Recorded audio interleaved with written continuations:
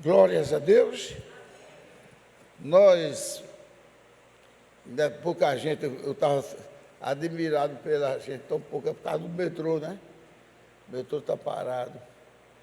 Mas são essas coisas que acontecem para atrapalhar os filhos de Deus, mas a gente continuaremos a louvar e depois vai chegar a gente, se Deus quiser. O tema hoje é: a graça não nos deixa permanecer no pecado. Esse tema é de Romanos, escrito por Paulo. Então nós vamos ficar de pé e vamos ler Romanos. Vou dizer a você já qual é o Romanos.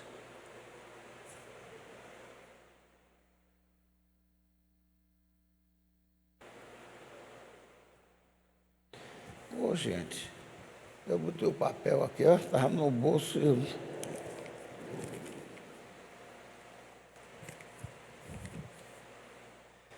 É Romanos, capítulo 3, versículo 9 ao 14. Romanos, capítulo 3, 9 ao 14. Então, Romanos, como sabe, é logo depois de Atos, e vai ser fácil achar.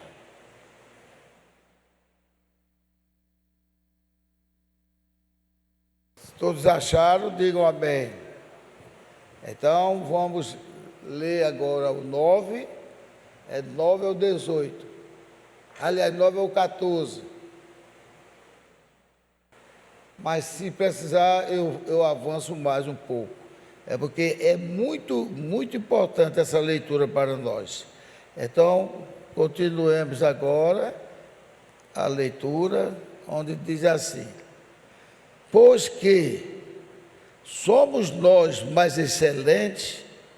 De maneira nenhuma, pois já dantes demonstramos que tanto judeus como gregos, quando diz como gregos aqui é os gentios, como gregos, todos já estão debaixo do pecado.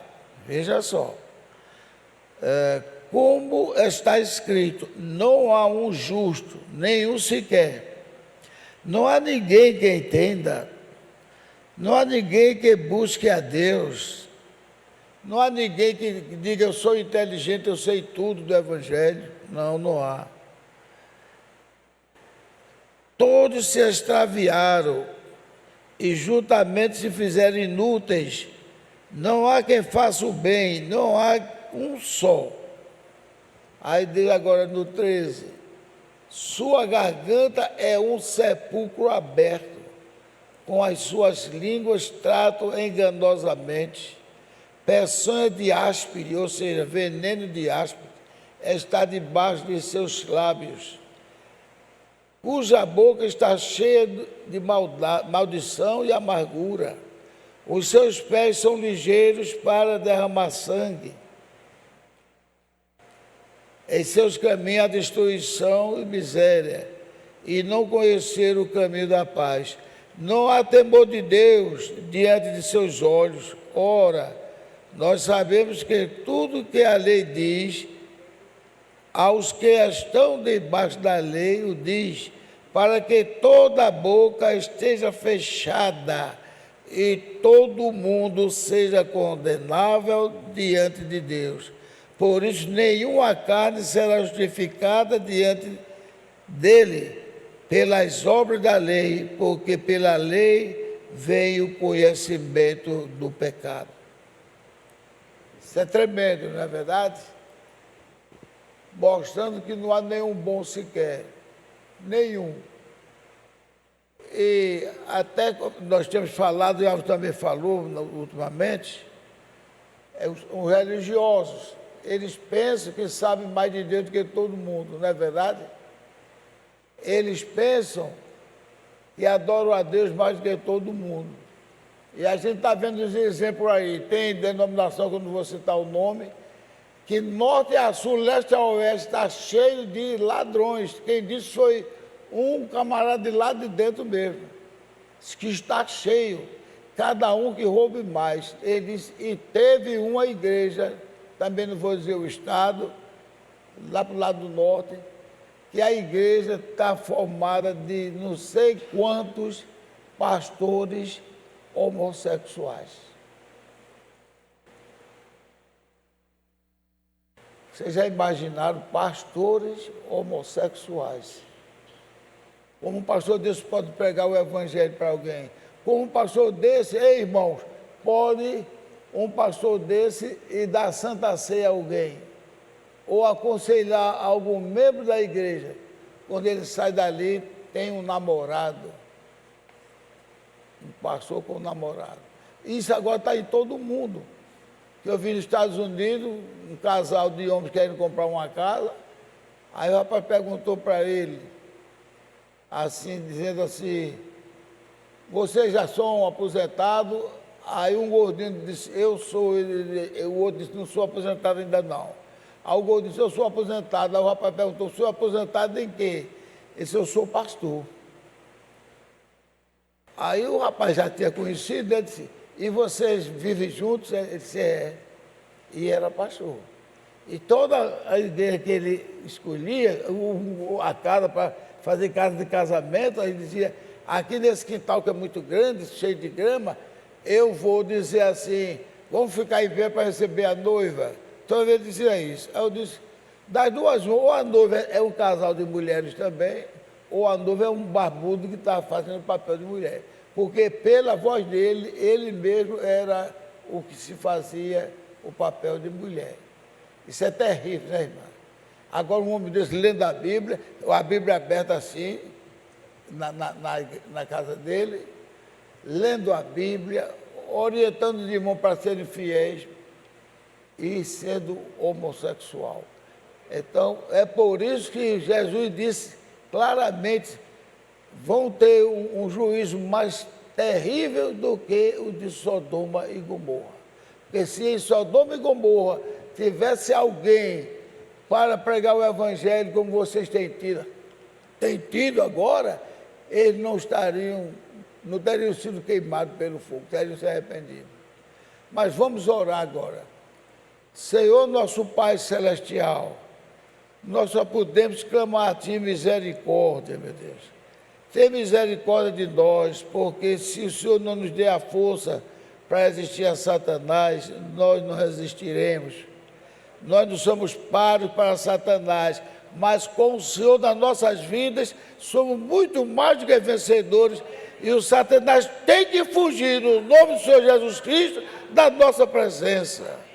Ó Pai, livra essas igrejas que se querem fazer um trabalho do Senhor, que possam respeitar. Livra todos nós para não cair nessa desgraça, nessas tentações malignas de Satanás. E dá-nos um culto hoje abençoado, tanto no estudo, como nos cânticos, com o teu servo, o irmão Ricardo, e também abençoa os irmãos que ficam aí na retaguarda, e abençoa o pregador desta tarde. No nome do Senhor Jesus Cristo, nós te pedimos e agradecemos. Amém. Podeis sentar, irmãos.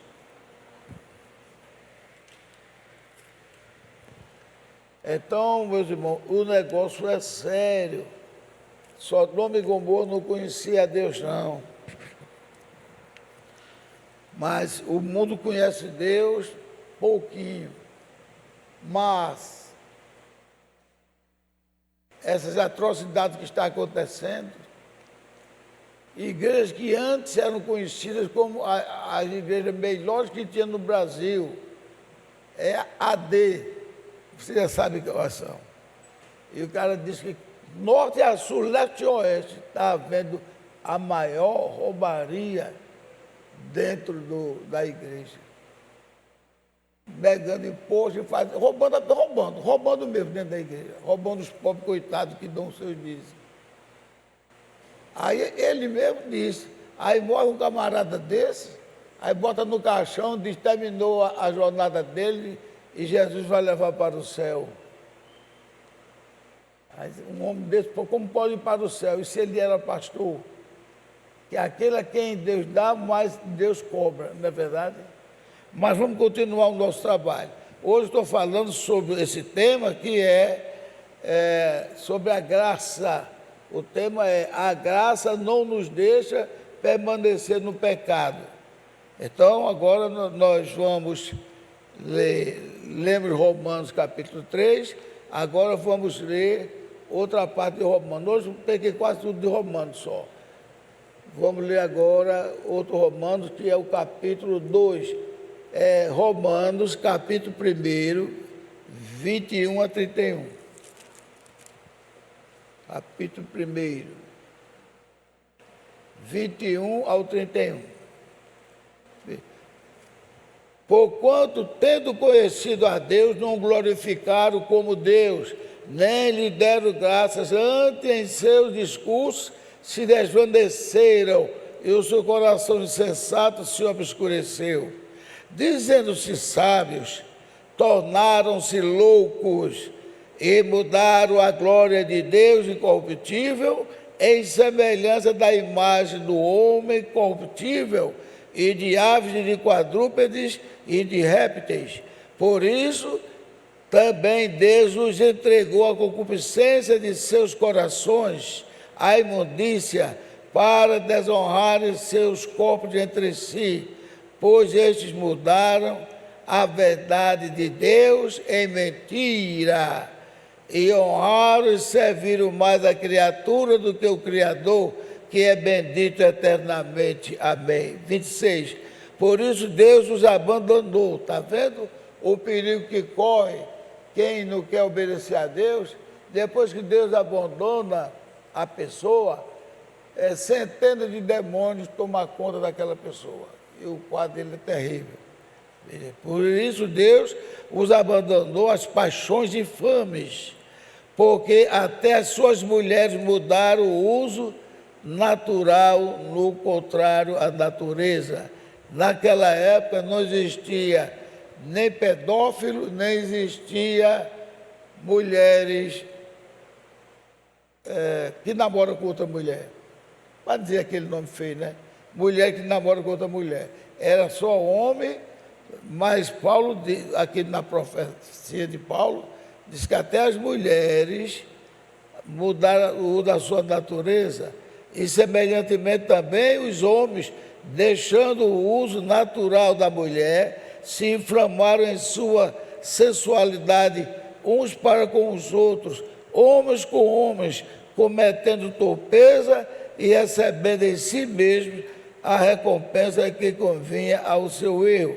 Como eles não se importaram de ter conhecimento de Deus, assim Deus os entregou a um sentimento perverso para fazerem coisas que não convêm, estando cheios de toda iniquidade, fornicação, malícia, avareza, maldade, cheios de inveja, homicídios, contendas, engano, malignidade, sendo murmuradores, difamadores, aborrecedores de Deus, injuriadores, soberbos, presunçosos, inventores de males, desobedientes aos pais e às mães, necios, infiéis no contrato, sem afeição natural, inconciliáveis, irreconciliáveis, sem misericórdia, os quais, conhecendo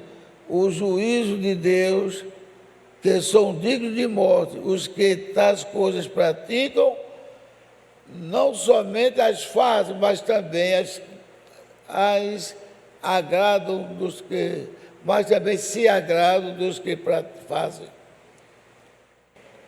Esse é o século, não sei se não é coincidência não. Agora faço de pastor que está usando numerologia em quase tudo que ele fala. Parece uma coincidência. Pode entrar, irmão. Parece uma coincidência, mas não é não. O capítulo é 1 e o versículo é 21 em diante. E nós estamos no século 21, não é verdade? Então vejam só, irmão. Só isso aqui por si mesmo já explicou, não precisa nem comentário. Eu quero aproveitar o máximo. Agora vamos para Romanos 5:20 e depois 6, 1 a 6. Romanos 5:20. Então a gente vê como o mundo está cada vez pior. Os exemplos são dados aí, são cada um terríveis. Então 5:20. O 5:20 diz assim: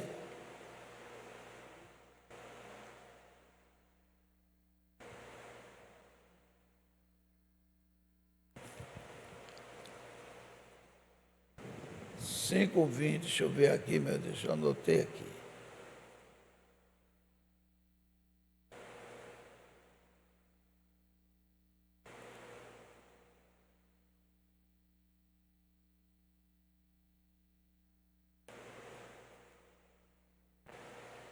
É o capítulo 5, é o versículo 20. Está aqui, pronto, achei. Veio, porém, a lei. Veio, porém, a lei. A lei de Deus que condena todas essas coisas. Veio, porém, a lei para que a ofensa abundasse. Mas onde o pecado abundou, superabundou a justo. Onde o pecado abundou, superabundou a graça.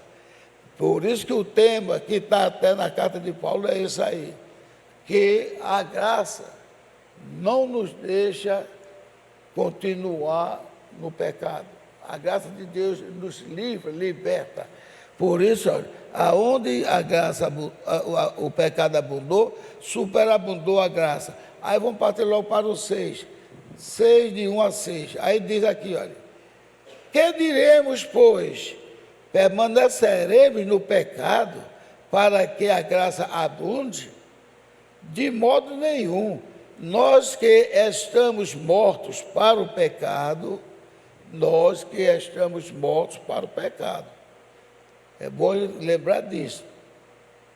Nós que estamos mortos para o pecado, como viveremos ainda nele?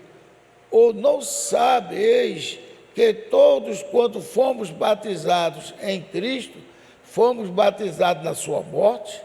De sorte que fomos sepultados com ele pelo batismo da morte, para que, como Cristo foi ressuscitado dentre os mortos, pela glória do Pai, assim andemos nós também em novidade de vida, porque se fomos plantados juntamente com ele na semelhança da sua morte, também o seremos na sua ressurreição. Sabendo isso, amém, irmão? Sabendo isto, que o nosso homem velho foi com ele crucificado, para que o corpo do pecado seja desfeito, para que não sirvamos mais ao pecado. Porque aquele que está morto está justificado do pecado. Amém? Veja que Deus mostrou um quadro dantesco no capítulo 1, 21, por isso que eu li primeiro o 21. Um quadro dantesco, horripilante. Depois, ele passou para esse aqui que disse assim, onde veio, porém, a lei para que abundasse a ofensa. Porque a lei é que classifica que a pessoa está em pecado. Se não houvesse a lei, não haveria como acusar de pecado. Porque não tinha aquela lei para aquilo. Por exemplo, você atravessa o sinal de trânsito, se não tivesse a lei, você não podia ser multado, porque não tem lei. Tem muita barbaridade que acontece aí, mas não tem lei para isso ainda. E tem muitas leis que são verdadeiras aberrações. O cara mata o outro assim no acidente, faz um bocado de coisa, e dá um dinheiro para o governo, e quem pede é a família que perdeu o ente querido. Não é verdade? Eu acho isso esdrúxulo, viu, irmão Alves? Eu acho isso esdrúxulo. O cara vai, porque bebeu, faz uma desgraceira numa família. Aí ele tem dinheiro lá, chega e paga e vai-se embora. E a família fica com prejuízo. de morte, de pessoas aleijadas, tudo. E o cara lá, e daqui que ele seja chamado é 3, 4, 5 anos. Outro rouba não sei quanto, aí quando é preso, aí paga fiança com o dinheiro que roubou. Que coisa é essa diante de Deus? Eu estou cheio de Deus me livre, que eu estou dando comparação. Eu estou cheio de dinheiro ali que eu roubei, aí me pegaram tudo, eu já escondi o dinheiro. Aí não, você vai ter direito, nessa chamada de custódia, você vai ter que pagar 10 mil de fiança. Eles não pagam até 20. Já está dividido o roubo com o ladrão. E nenhum delegado daquele, nenhum juiz vai dizer como é que você vai pagar se você roubou esse dinheiro. Vai pagar com dinheiro. Quer dizer, o dinheiro é roubado, o camarada é um criminoso. Bateu na mão dos órgãos do governo, não é mais dinheiro de roubo. Isto é uma receptação, entre aspas. Isso é uma receptação. Como é que eu vou pagar o crime que eu fiz dando dinheiro? E muitas vezes esse dinheiro é cobrado, ele é tanto, porque é como o irmão falou mesmo, ele já quer pegar a partezinha dele. Então isso é terrível, mas o nosso Deus está nos mostrando aqui, que diremos nós? Veja só, permaneceremos no pecado para que a graça abunde? Aí o próprio Paulo diz, de modo nenhum, nós que estamos mortos para o pecado, como viveremos ainda para ele, por ele? E depois Paulo começa a falar sobre o batismo, que nós fomos batizados com o Senhor Jesus Cristo. Se nós fomos batizados, ao ser sepultado, nós que estamos com Cristo, fomos sepultados com Cristo. Para que quando Cristo ressuscitasse, e como Ele ressuscitou, então nós ressuscitamos também. Agora nós não ressuscitamos mais banhados pelo pecado, pelo erro, pela falha, mas sim pela graça. Amém. Pela graça. Estão ouvindo agora? Então, quando Satanás vociferar no ouvido de vocês, ou de qualquer um de nós, diz, não, mas você fez isso, você fez aquilo outro, o pastor Sérgio tem até nos ensinado. Sim, Satanás, nós fizemos isto, mas nós fomos perdoados por Cristo. E você tem perdão para você? Como é que você quer vir dar conselho? Você tem perdão para você? Você é o causador do pecado? E vocês sabiam, é um negócio meio duro, mas Deus sabe o que é que faz. Deus fez as pessoas, vamos chamar assim, as 3 classes de crentes, como o irmão Brando gosta de dizer, há 3 classes de crentes. É o crente genuíno, o crente incrédulo e o crente que é mais ou menos. É desse que deixa levar. É desse, como eu falei agora, que tá saindo na televisão direto das Assembleias de Deus. Que o camarada, um moreno, que é de lá, e diz, eu estou sofrendo, porque eu não vejo mais nenhum honesto. E quando o cara é honesto, ele sai da igreja, ou ele sai ou ele morre. Mesmo assim. Então, esse é aquele crente incrédulo, que pega a Bíblia, abre, fala o que quer, mas ele rouba a igreja, faz um bocado de coisa. Eu vejo dizer quantas coisas, até eu estou olhando assim, a parada, ele tem que conhecer o nosso inimigo. Ele procura conhecer a gente, ele procura conhecer o nosso inimigo, porque antigamente, de criança, eu não sei se vocês aqui também ouviam isso, já de mocinha, de rapazinho, a melhor igreja é a igreja Assembleia de Deus, não é verdade? Dizem mesmo assim, porque ela é rígida, a mulher tem que usar. Tanto é que Gilene, diversas vezes, foi perguntar se ela era das Assembleias. Não, sou de Jesus Cristo. E todos nós devemos dizer, sou de Jesus Cristo. Ninguém aqui é do tabernáculo, ninguém aqui é do tabernáculo. Mas se disser tabernáculo de Jesus, ela já vai fazer um nome de fachada. Ah, sim, somos de Jesus. E o tabernáculo, quem é o tabernáculo? Nós próprios. Sou eu. Todos nós podemos dizer, o tabernáculo sou eu. Vamos dizer, o tabernáculo de Cristo sou eu. Ele veio aqui por conta de nós. Ele não ficaria aqui se não fechasse essas igrejas. Não penso que Jesus ficava aqui, vou ver quando é que um vem. Não. Se vier um, ele vem por causa que ele nunca está aqui. Ele pode estar em todo canto. Naquele tabernáculo. Por isso que ele disse, olha, entenda as expressões. Até eu estava conversando com o Alves, eu estava querendo pensar nisso aí, depois foi que eu me lembrei. Entenda essas expressões, que Jesus não habita em tabernáculo feito pela mão humana. Que coisa linda. Agora, olha o presente que foram dar para ele. O presente que foram dar para ele é pior do que uma porta cheia de fezes. Sabe qual foi? Vou enfeitar. Aqui é o túmulo de Jesus. Gente, a gente quando diz essa igreja de Jesus, porque nós fazemos parte dela. Mas se derrubar um dia, isso aqui ninguém vai derrubar a igreja de Jesus, não. A igreja de Jesus somos nós. Por isso que ele disse, eu não habito em templo feito por mão de homens. Quando ele diz, eu estarei habitando lá com vocês, quer dizer, é em nós, é em nós. Aí vou viajar e eu vou levar minha máquina, tomara que ela não falhe, que eu quero tirar várias fotografias do como é que diz? Do túmulo de Jesus. O túmulo era de José de Arimateia, não era de Jesus, não.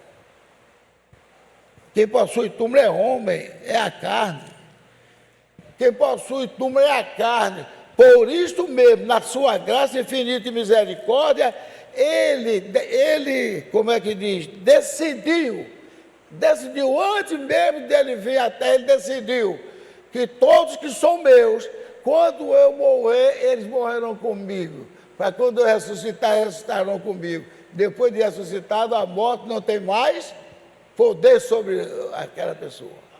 A morte não tem poder. Pode aparecer um criminoso ali e atirar em qualquer matar, mas ele não tem poder sobre nós a morte.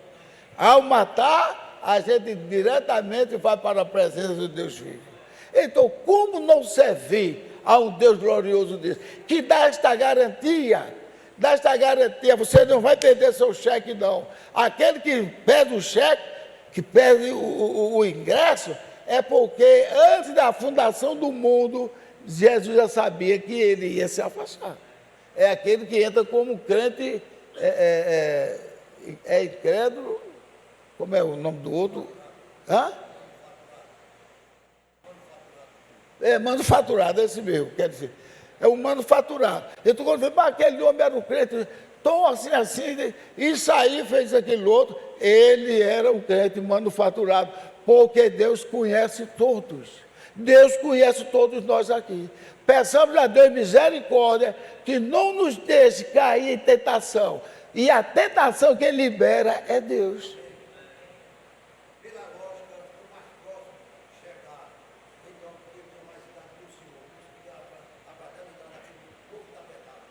O novo tabernáculo que nós estamos esperando a sua. Então, veja só, não é que Deus, por que eu estou dizendo que libera Deus?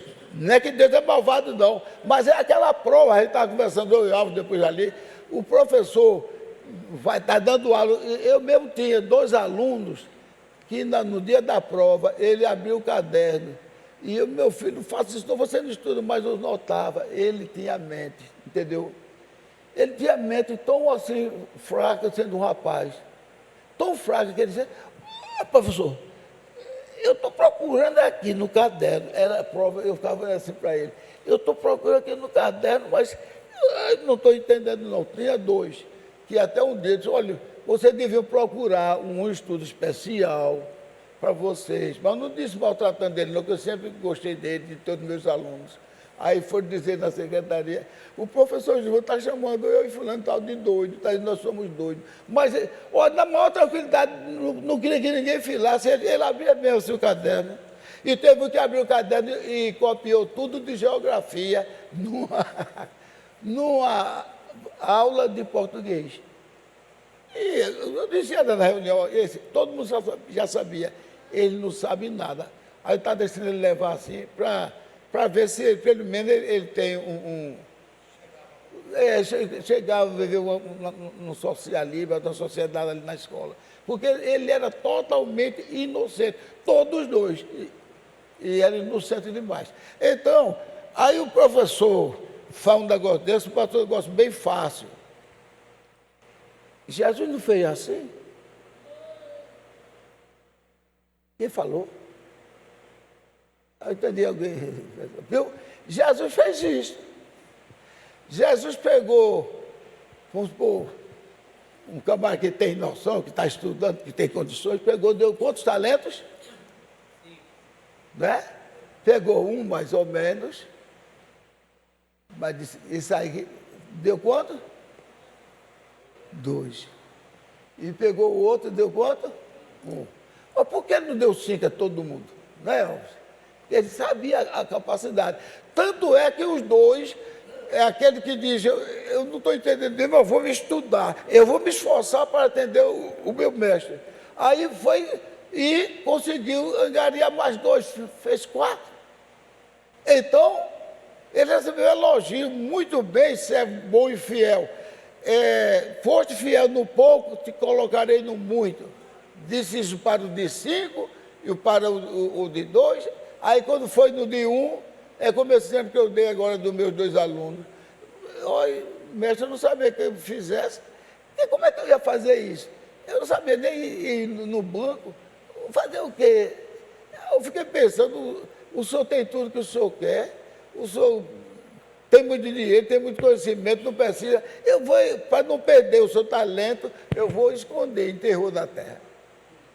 Aí Jesus, está vendo aí? Então, quando ele dá, você vê esse sofrimento que às vezes passa o pastor, doença, tudo isso Deus permite para ele vencer. Senão ele não vai vencer nada, não tem nada para ele vencer. A pessoa, quando não tem nada para vencer, fica maleável, viu? Fica maleável, ele tem que ter luta de mais luta. Paulo, hein? Paulo, quando se converteu, aí o diabo provocou ele 3 vezes, foi? Ele correu e disse, oxente, eu sou servo do Senhor Jesus Cristo, Deus, e agora esse diabo me fezendo aqui, aí foi lá, Senhor, 3 vezes um espírito do Satanás veio e me maltratou, mesmo oferta e outro dia. Pensava que Jesus fosse dar explicação para ele, assim, você não sabe ainda meus planos, para você existir, não. Paulo, a minha graça te basta, está vendo? A minha graça te basta, ou seja, tu fosse colocado na minha graça, isso para ti já é o suficiente.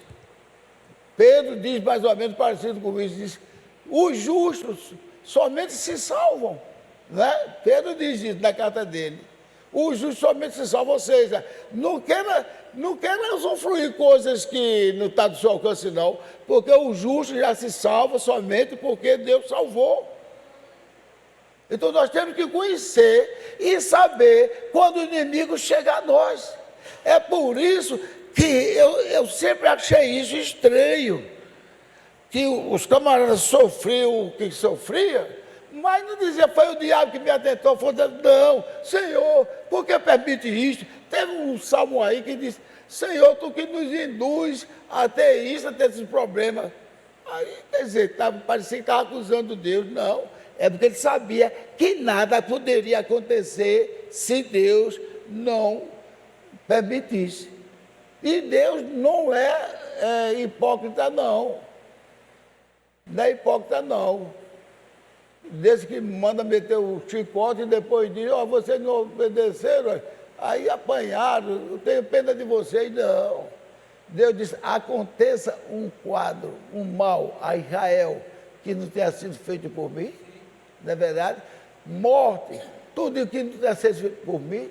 E ele dizia, aí eu ficava sempre com o ouvido assim, quando Deus dizia, vocês não querem me ouvir, não querem me obedecer, eu vou liberar tribos e mais tribos para castigar vocês, para vocês aprenderem. O próprio Deus dizia e liberava mesmo, então ele sabia, nós estamos sofrendo porque Deus liberou com alguma coisa errada nós fizemos. Então, o diabo fez, o diabo fez. O diabo fez porque Deus liberou. Quem era que causava mal a Saul, que precisava Davi ir orar? Quem era? Hein? Mas quem liberava? Era Deus que liberava. Vai lá e dá umas coisas. E ele sofria, babava, caía ele dando chilique, aí lá se vinha Davi com sua harpa, tangendo com sua harpa, aí ele aliviava. Olha, mas por que isso aconteceu antes? Lembremos que Deus não deixa nada escondido de nós crentes, nós temos a mente de Cristo. Temos a mente de Cristo, Paulo diz. E então Deus falou sobre essas coisas. Esqueci agora o que eu ia dizer. Mas, querendo dizer que tudo vinha de ele permitir. Quando ele estava dizendo, a quem enviaremos nós para enganar Acabe e seus profetas? Sim, quer dizer, isso é a natureza. Deus, quando fez aquela natureza. É por isso que aqui, qualquer homem que entrar aqui, nós não somos melhor do que ele. Pode ser o que for, pode ser uma prostituta, as irmãs aqui não são melhores do que ela, pode ser um ladrão, nós não somos melhores porque temos a mesma carne, a mesma condição de pecar e de falhar igual a eles. Só que tem uma diferença, nós estamos na mão de Deus. Por isso que o irmão Branco disse, eu quando não conhecia o Senhor, eu não era nada. E agora que eu conheço, eu também continuo sendo nada. A diferença é que eu estou em suas gloriosas mãos. Aleluia! Aleluia! Vamos glorificar este Deus glorioso, porque nós estamos em suas mãos. Ele ainda disse assim, há uma diferença entre o homem que serve e o homem que não serve a Deus. Há uma diferença, está escrito na Bíblia.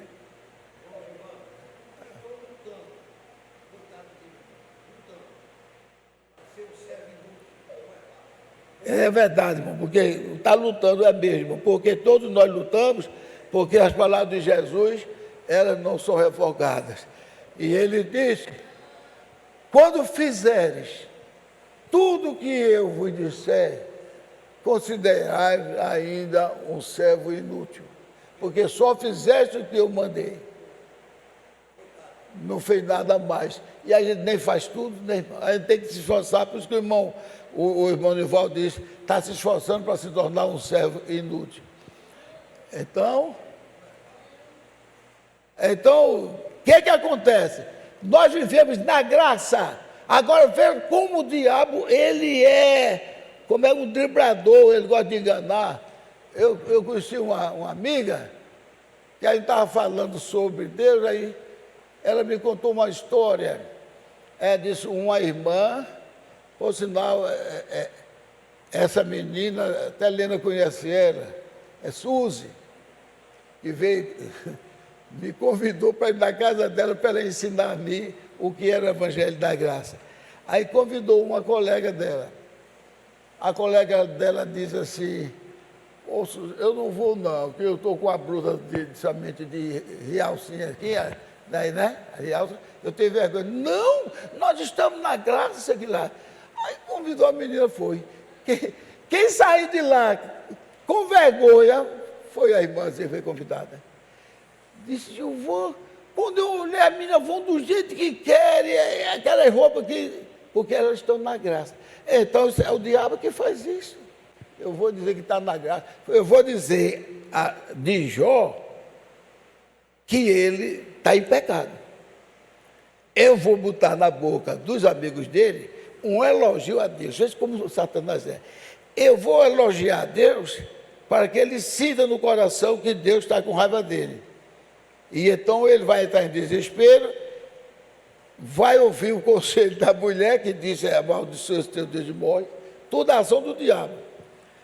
E então eu vou enganar ele. Aí botou, os amigos, não, vê quanta elogio. Deus é onipotente, é um ser que não se engana. Se ele está te castigando porque algum pecado tu fizeste, porque ele é todo poderoso, ele conhece tudo, para ver se Jó se prostrava. Aí Jó disse, se ele sabe que eu sou sincero a ele. Eu queria estar lá diante dele para o seu tribunal, para expor a minha defesa. E começou a dizer, e os três amigos não. Falou Deus, sabe o que Deus disse? Vocês falaram mentira. Mas ele disse que Deus estava castigando Jó, porque Jó estava falhando, Jó estava em pecado. Aí Deus disse, mentirosos, agora vocês têm que ir se curvar a Jó, para Jó orar por vocês. Vocês estavam tendo mentira. E eles não estavam chamando Deus de carrasco, não estavam dizendo que Deus era um ser que sabia tudo. Pode ver lá em Jó, que ele só deu elogio a Jó, não é? A Deus, né? Deus não se engana, Jó. Agora, quando tu fizeste aquilo lá, mas tudo aquilo ali é mentira, porque não foi Deus que mandou dizer. Que foi o diabo que pegou os amigos dele, botou, por fim, vou derrubar ele com a mulher dele, não derrubou de jeito nenhum. Jó levou 2 sarrafos, dois choques de volta de 12.000 amperes, como diz o irmão Branda. Então, nós temos que conhecer o nosso Deus. Nós conhecemos o nosso Deus lendo a palavra, observando, de maneira tal que se alguém sair da Bíblia, você sabendo que é seu irmão, sua irmã, sei lá o que for, seja um pregador, comece a orar por ele. Comece a orar, porque Deus não quer que a gente saia nem um tio, nem um jota. Por isso que eu arrisquei até, pastorzinho, não quero que você fale mais não. Não, mas se ele fizer isso, ele não vai fazer isso não, porque ele sabe que eu estou falando certo. Tanto é que toda a minha humilde pregação, eu mando para lá para ele assistir, que é minha obrigação, eu estou dando satisfação a ele. Então, esse negócio de jogar Davi mais alto do que Jesus, isso não entra não. Nem entra comigo, nem deve entrar com você, nem deve entrar com ninguém. Então, tem que aprender isto. Não clamar ao filho de Davi. Se alguém quer falar em Davi, clame a raiz de Davi. Quem é a raiz de Davi? Jesus Cristo, é Deus. Mas o filho de Davi, quem clama pelo filho de Davi, está enaltecendo o pai. Sempre o pai tem mais aquela força, aquele vigor. O pai. Filho de Davi, então é o pai.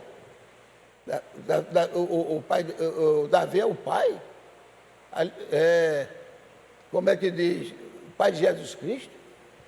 Eu já disse, vou dizer não para que entre no ouvido de quem não ouviu e que aquela pessoa queira meditar. Se Davi fosse o pai de Jesus, Jesus seria um homem comum. Jesus não seria divino. Se Davi fosse pai de Jesus. Se Davi fosse pai de Jesus, Davi não seria um idólatra. Davi não seria um adúltero. Davi não seria um criminoso. Davi não seria um cara que deixou o diabo buzinar no ouvido dele para ele contar as tribos. Davi não teria aqueles problemas que ele teve até com a mulher dele, que o sogro dele tomou a mulher dele e deu para outro homem, depois ele foi lá buscar a mulher dele. Tudo isso na cabeça de Davi. Os filhos de Davi não teve nenhum filho de Davi mesmo que tenha sido o esplendor de homem como foi o pai. Davi foi, está lá no Salmo 89, de 20 a 37. Leio ali Salmo 89, vocês vão ver. Deus foi quem preparou Davi, tudo, e ainda disse assim: ele me chamará meu Deus, tu és meu Deus, tu és meu Senhor, tu és meu curador, tu és meu Salvador. Amém? Aí a Bíblia pergunta, tem umas 15 vezes, eu pedi para vocês lerem, eu botei lá no vídeo. Leia as referências, de umas 15 vezes, são umas 3 que tem, sem falar o nome de Davi, mas outras todas, tem o nome de Davi e tem aquela pergunta que faz, se Davi chama ele de Senhor, que disse o Deus ao meu Senhor, senta-te à minha direita até que eu ponha os teus inimigos por os cabelos de teus pés. Como é que Davi chamaria o filho dele de Senhor? Então, agora veja, Jesus Cristo, Filho de Deus, a Bíblia não diz isso? Diz ou não diz? Jesus Cristo, Filho de Deus, porque Jesus Cristo, Filho de Deus, o Filho é igual ao Pai. Então, ou Jesus deixaria de ser divino, ou Davi passaria a ser divino. Aí depois criticam pessoas principalmente católicas, que Maria é a Santa Mãe de Deus. Como é que pode criticar a expressão do católico que diz que Maria é a Santa Mãe de Deus, quando diz que Davi é o pai de Jesus? Uma coisa é falando, até eu disse, na geografia política, que na geografia política, ele veio da descendência daquele povo, para que ele seja chamado o leão da tribo de Judá. Por isso, mas não é que Davi é pai dele, da descendência da familiação, tanto é que chegou a José e a Maria, aonde veio Jesus. José e a Maria. Porque naquela época esse negócio da casa, contava tataravô, o que deu ideia que veio. Então, são essas coisas que nós devemos orar, porque você já imaginou Jesus descendo para vir buscar e a turma gloriosamente cantando, filho de Davi, vem nos buscar. Pense nisso. Nós correremos o risco de ouvir aquela expressão, em verdade eu não vos conheço? Mas por causa disso, Gilvão, por causa disso, sim, senhor, porque Jesus repreendeu. Jesus repreendeu e não foi poucas vezes, eu pensava que era 2 ou 3 vezes, eu achei que foi 10 ou 12 vezes. Jesus repreendeu. Como pode Davi ser pai de Jesus, ser pai do Filho do Homem? Eu vou dizer a você, Jesus é tão sério, é tão exigente como Deus que Ele é, que até os nomes deles gloriosos, os nomes de Jesus, o nome de Deus glorioso, foi omitido no Novo Testamento. Vamos dizer, cada um dia um nome aí de Jesus no Antigo Testamento. Jeová, não, aí é certo Jeová, é Jeová, é o Shaddai, né? Vamos dizendo? Elohim, seu nome é Já, Todo-Poderoso. Jeová não sei o que é uma das ramificações, só de Jeová tem 7, são 7 Espíritos de Deus. Até a gramática está, meu nome é Já, ou seja, eu estou sempre presente, meu nome é Já. E a outra parte da gramática é o verbo, eu sou, o auto-existente. Elohim. Agora, digam-me vocês, quem quer dizer, diga que eu vou examinar a Escritura e eu que me retrato. Me diga aonde no Novo Testamento Jesus citou alguma vez esses nomes. Mostre. Mas não é no nome dele, Jeová, porque ele não disse, Jeová, glorifica o teu nome. Não tem. Até quando ele falou língua na cruz, ele disse, Eli, Eli, lama sabachthani. Eli significa, meu Deus, por que me abandonaste? Entendeu? Que a tua chama Elohim, no canto aí. Muito obrigado, Deus te abençoe. Chama de Elohim, mas a Bíblia, Elohim é outro nome dele, mas ele não diz Elohim, ele diz Eli, Eli, lama sabachthani. Por que me desamparaste? Outra coisa eu queria que vocês, às vezes eu esqueço, vou me lembrar em casa, vou botar na testa, mas depois, quando Deus quiser, chega. Jesus disse, como é que diz? A hora voa, mas eu vou terminar. Jesus disse, aliás, a Bíblia diz, por onde Jesus passava, o seu nome era gloriosamente conhecido pelos sinais, né? Na Galileia, na Samaria, sei lá, começou em vários lugares, né? Em Nazaré, onde Jesus passava, o seu nome era conhecido ou desconhecido? Conhecido. Tem certeza, não é? Conhecido. Aí chega para Deus e diz, Pai, eu lhes fiz conhecer o teu nome. Jesus, e eu lhes fiz conhecer o teu nome? Então, ele agora estava mostrando o verdadeiro nome, não estava? Que ele diz em Isaías 52:6, o meu povo saberá o meu nome.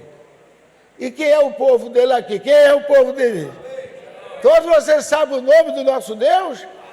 Qual é o nome dele? Senhor Jesus Cristo, glórias a Deus. Ele é o Senhor Jesus Cristo.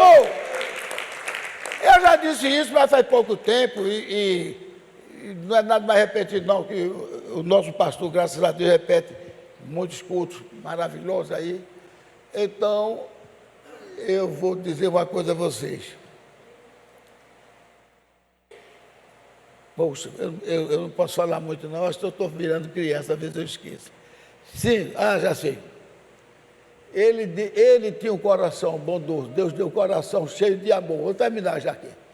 Aí, naquele coração amoroso, aqui está uma multidão de doentes. Ele olha para Nivaldo, vem para cá, tua fé te curou. Até deu aquela pregação muito boa, estava em casa, mas eu estava assistindo. A tua fé te curou, sei que lá, etc. Aí não curava os outros. Chegou lá naquele homem que estava junto daquele tanto de Betesda. Aí ele olha para aquele homem e diz, você quer andar? Quer ser curado? Mais ou menos isso, nem me lembro mais como foi. Eu sei que o camarada disse assim, Senhor, não tem ninguém que me jogue no poço, no tanque. Disse, levanta, toma tua cama e vai para casa. E anda. Aí os outros que estavam todos esperando, ficaram tudo, lá devia estar assim de gente, querendo ver se quando balançasse as águas ele mergulhava. Estava assim de jeito. E Jesus olhou. Aí resultado, só curou aquele, né? Mas quando ele foi lá para Deus orar, isso é uma inferência que eu estou fazendo, mas eu acho que isso pode ser uma verdade. Ele diz, Pai, glorifica mais o teu nome.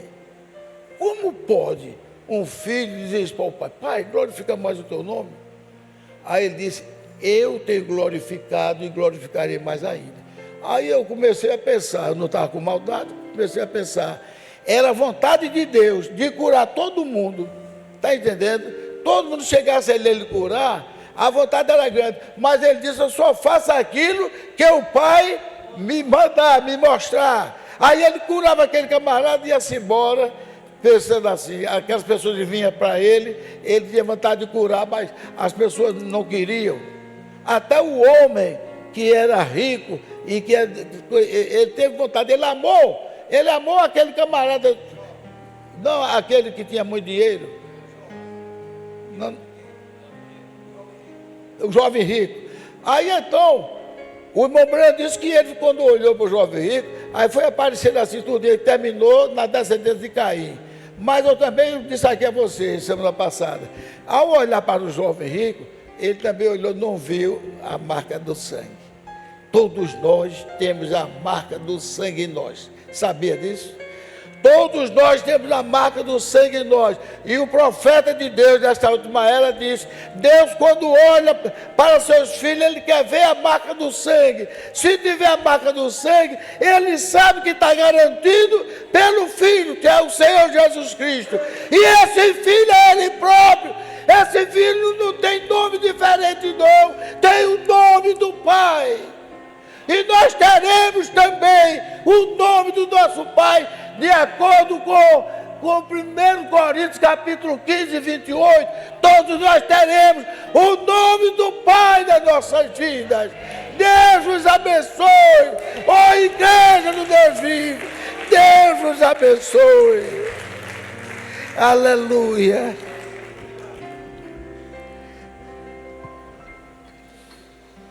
Quem quiser dar o like e mandar para outras pessoas, eu agradeço.